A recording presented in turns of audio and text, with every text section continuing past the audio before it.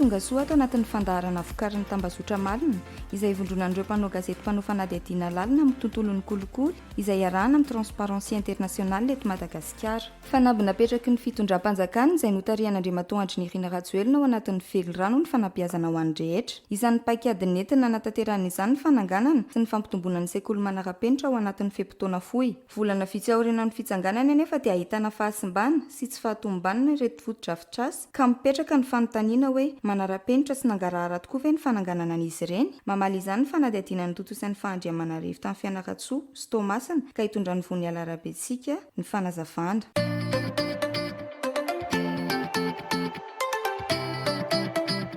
Miarabanao Voniala, tsy mamaly ny filan'ny mpianatra sy ny mpanabe ny EPP manara-penitra tsireo Toamasina raha araka ny angom-baovao azo. Mety inona no anton'izany? Miarabanao mirindra ary miaraban'ny mpiano rehetrarehetra any an-tokantrano any. Raha ny fanazavana noentin'ny mpanabe ny taletsekolin'ny EPP Tsiry ary ny tompon'andraikitra voalohany eo anivon'ny Sisiko Toamasina dia tsy mamaly ny filan'ny mpampiasa ny trano satria dia tery sy tsy ampirivotra, mitritra ary mitete rehefa androm-pahavaratra sy rivo-doza. Ny antony voalohany mahatonga izany dia ny fehim-potoana fohy nananganana ny EPP Tsiry satria dia 40 andro monja dia vita ny asa.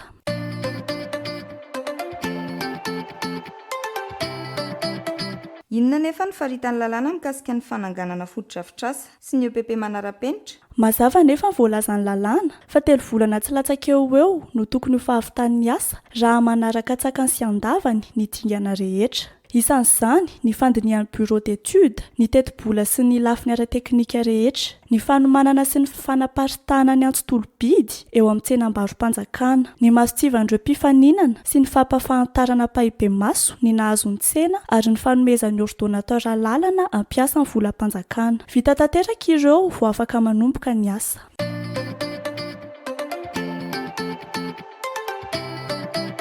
Ny EPP Tsiry Analakininina koa nefa dia tsy hita tao anatin'ny ARMP sy tsy voalaza tao amin'ny politika mpanjakana ankapobeny ny volana Aogositra 2024 kanefa dia nitsangana somatsara ny taona 2024.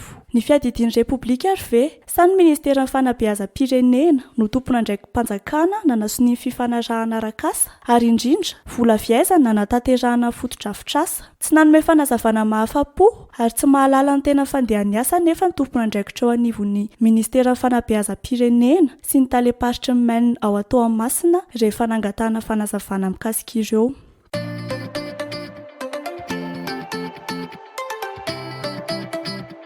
Raha tokony notokanana ny janoary 2024 ny EPP manara-penitra tao Mahamanina Fianarantsoa, janoary 2024 mbola tsy vita tanteraka ny asa. Inona ary no mety manazava izany?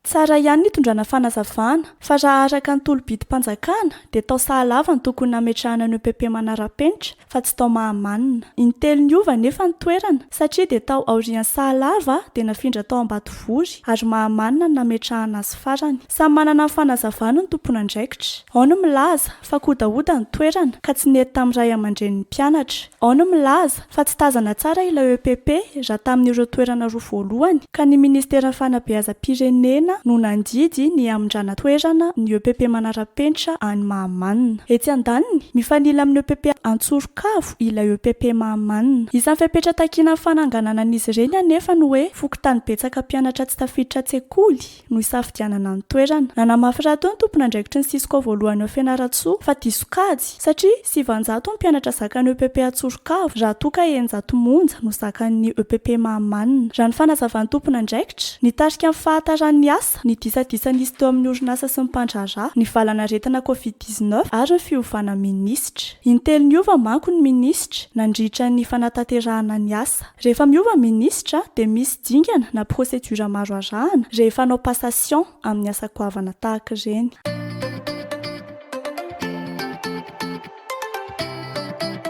Raha ny angom-baovao hatrany na renesana fitarainana avy amin'ireo mpikarama isan'andro ny orinasa Sam John izay nahazo ny tsenam-barom-panjakana, tsy mangarahara ve izany ny fitantanana?